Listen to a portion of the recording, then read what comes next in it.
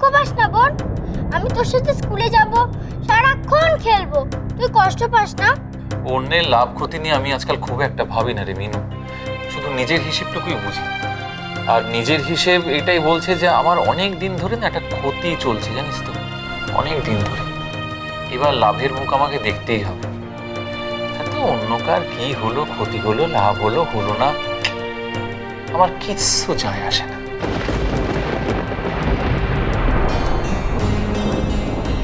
আমি এখানে থাকবো না, আমি মাম্মার কাছে চলে যাবো। কি বললি? কি বললি তুই?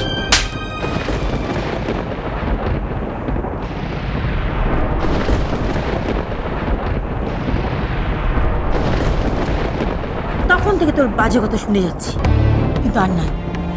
ভেবেছিলাম তুই শুধরে যাবি, ভালো হয়ে যাবি, কিন্তু না, সেটা হবার না। বেরিয়ে যা, বেরিয়ে যা তুই। আর কোনোদিন যেন তোকে এই বাড়িতে আমি না দেখি। যা, বেরিয়ে যা। কি ভেবেছোটা কি তোমরা? আমার ওপর চোটপাট করবে? হ্যাঁ, শুধু আমার ওপর চোটপাট করবে শুধু? তুই কি বলছিসটা কি? মায়ের মুখের উপর তর্ক করছিস? মা, ওকে কিছু বলো না, ও আর নিজের মধ্যে নেই। এই দেখো দেখো, শুধুমাত্র তোমার প্রশ্রয় হয়েছে এটা। আমার মুখের উপর সবাই কথা বলছে, কিসের জন্য? কিসের জন্য? ভাই, এবার নিজেকে একটু সংযত করো।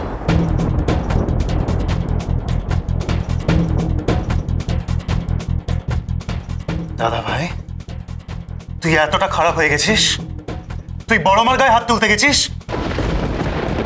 আমিও ভাবতে পারছি না মিস্টার পাল, যে আপনি আপনি এই ধরনের একটা মানুষ। ওকে চিনতে তো আমারই এতগুলো বছর লেগে গেছে। তোমরা একদম অবাক হয়েও না, ও নিজেরটুকু ছাড়া কিচ্ছু বুঝতে পারে না। ছি ছি ইন্দ্র, নিজের হাতে নিজের পরিবারের সঙ্গে সমস্ত সম্পর্ক ছিন্ন করলে। এই চুপ করুন তো, একদম জ্ঞান দেবেন না। পাঠশালা খোলার ইচ্ছে হলে অন্য কোথাও গিয়ে খুলুন, আমার বাড়িতে দাঁড়িয়ে আমাকে জ্ঞান দেওয়া হচ্ছে। বড় মা কান্নাকাটি করো না, চলো বসবে, চলো এসো, এসো বড় মা, এসো বড় মা, বসো।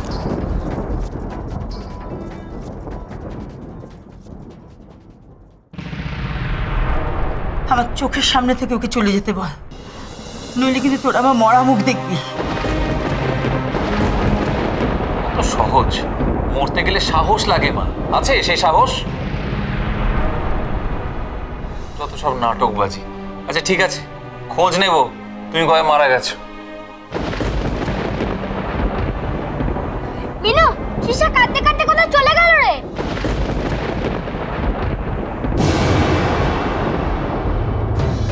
কি বলছো আবির? কোথায় গেল? কি বলছিস কি আবির? শেষা কোথায় গেল? সেটা জানি না, কিন্তু দৌড়ে চলে গেল।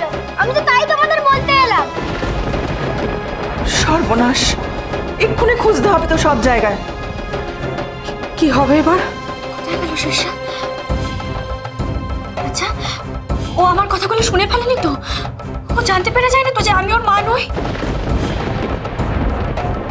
না না, ও ও ও কথাগুলো শোনেনি, হতেই পারে না। আর আর শুনলেও ও তো কিছু বুঝতে পারবে না, ও তো বাচ্চা। বোন তো শুনেছে, ও তো আমার কাছে জানতে চাইছিল যে যমজ বোনের মানে কি। আমি ওকে বুঝিয়ে বলতেই ও কাঁদতে শুরু করে দিল। তুমি তো বড় হচ্ছ তো বুঝতে পারো না কেন কিছু? তোমাকে বলেছে তো সব ব্যাপারে তোমার কথা বলার দরকার নেই। আর কবে বুঝবে তুমি আবির? মিনু, এবার কি হবে? ও তো সব কিছু জেনে গেল। আমি প্রথম থেকেই বলেছিলাম ওকে সব জানিয়ে দিতে হবে। কি করবো আমি এখন? দেখুন জয়েশ বাবু, এখন এত কিছু ভেবে লাভ নেই, আমাদের এক্ষুনি বেরোতে হবে, শেষাকে খুঁজে পেতেই হবে। চলুন। বৌমনি, ও বৌমনি, পুচকু পড়ে গেছে, তাড়াতাড়ি এসো। দাঁড়াও, তোমরা দেরি করো না, তোমরা এক্ষুনি বেরিয়ে পড়ো, আমি আছি পুচকুর কাছে।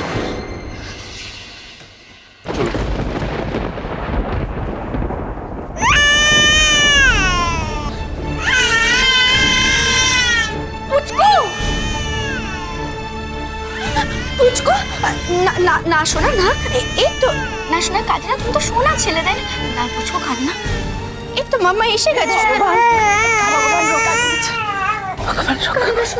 এই তো মামা এসে গেছে। শোনা না, শোনা না, আমি না বুঝতে পারিনি, বিশ্বাস করো, খুব ভয় পেয়ে গেছিলাম। না দিয়া প্লিজ নিজেকে এইভাবে দোষ দিও না, আসলে দোষটা আমারই। আমি শুধু একটা কোলবাড়ি শিখে যেতাম, ও এভাবে গড়িয়ে গেলেও পড়ে যেত। ঠিক আছে, এসব কথা এখন বলার দরকার নেই। এবার থেকে খুব সাবধানে থাকতে হবে। ভগবান বিপদ আসার আগে বাচ্চাকে শুইয়ে দে। না শোনা, এই তো এই তো শোনা, এই তো শোনা, এই তো সবাই এসে গেছি। দেখি তো এই যে শোনা, এই তো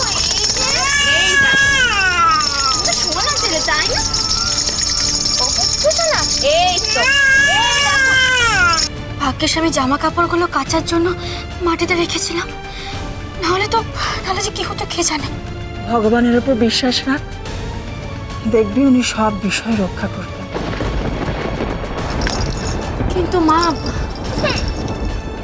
আমি ঠিক বুঝতে পারছি না শিষ্যার কি হবে বলো তো। কিচ্ছু হবে না, শিষ্যার কিচ্ছু হবে না, ওকে ঠিক খুঁজে পাওয়া যাবে। কেন এইভাবে হঠাৎ করে চলে গেল? আমি বৌমনি, আমার মনে হয় ও মনে খুব দুঃখ পেয়েছে, তাই ও চলে গেছে। সত্যি দাদা ভাইটা শুধরালো না।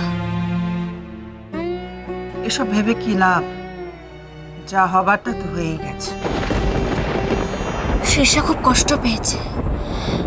আচ্ছা মা, আমরা তো ওকে শিষ্যাকে এই কথাগুলো তো পরে বুঝিয়েও বলতে পারতাম, কিন্তু কোথা থেকে যে কি হয়ে গেল। সে সুযোগ তো আর দিলেনই না ইন্দ্রবাবু। কি যে আনন্দ পেলেন একটা বাচ্চা মেয়েকে কষ্ট দিয়ে, কে জানে। বড়দা ভাই আগে এরকম ছিল না, এখন যেন কেমন একটা হয়ে গেছে। নয়তো বড় মার গায়ে ওইভাবে হাত তুলতে যেত। কখন যে ও চলে গেল, ইস, একটু যদি লক্ষ্য রাখতে পারতাম তাহলেও। মিনু, তোর কোনো দোষ নেই, আমি জানি। তুই কেন নিজের কাঁধে দায়িত্ব নিচ্ছিস বারবার? কোথায় যে চলে গেল, ও তো এখানকার রাস্তাও ঠিক করে চেনে না। মা, ও মা কি হবে বলো তো? আমার না এবার সত্যি খুব ভয় করছে। কিচ্ছু হবে না, মনে সাহস রাখ, সব ঠিক হয়ে যাবে। মা, শিষ্যা যদি কিছু হয়ে যায় তাহলে আমি কি করে জয়রাজ বাবুর কাছে মুখ দেখাবো? আমার এখনো মনে আছে শিষ্যা সামান্য কিছু হলে জয়রাজ বাবু কিভাবে রাগারাগি করতেন। এমনকি উনি শিষ্যাকে নিয়ে এতটাই চিন্তিত যে এখানে থাকতে পর্যন্ত রাজি হয়ে গেলেন। এইসব কিছুর পরেও যদি শুধুমাত্র আমার কারণে শিষ্যার কিছু একটা। কেন তোর কারণে হতে যাবে কেন? তুই কি নিজে হাতে শিষ্যাকে বাড়ির বাইরে রেখে এসছিস? দেখ, আমি ওর নানিয়া, ওর জন্য আমারও যথেষ্ট চিন্তা আছে। শুধু শুধু অকারণে নিজের কাছে দোষ চাপাবার কোনো মানেই হয় না। বৌমনি, তুমি চিন্তা করো না, আমারও মনে হয় ওকে আমরা ঠিক খুঁজে পেয়ে যাব। না দিয়ে আমার ভয়টা অন্য জায়গায়। ও যখন হসপিটালে ভর্তি ছিল আমি তো ওকে রোজই দেখতে যেতাম। তুমি জানো, একদিন ওকে দেখতে যেতে একটু লেট হয়েছে কি হয়নি, তার মধ্যেও। আচ্ছা মিনু, তুই তো সবসময় অন্যদের বলিস ভালোটা ভাব, আজ তাহলে হঠাৎ খারাপটা ভাবছিস কেন?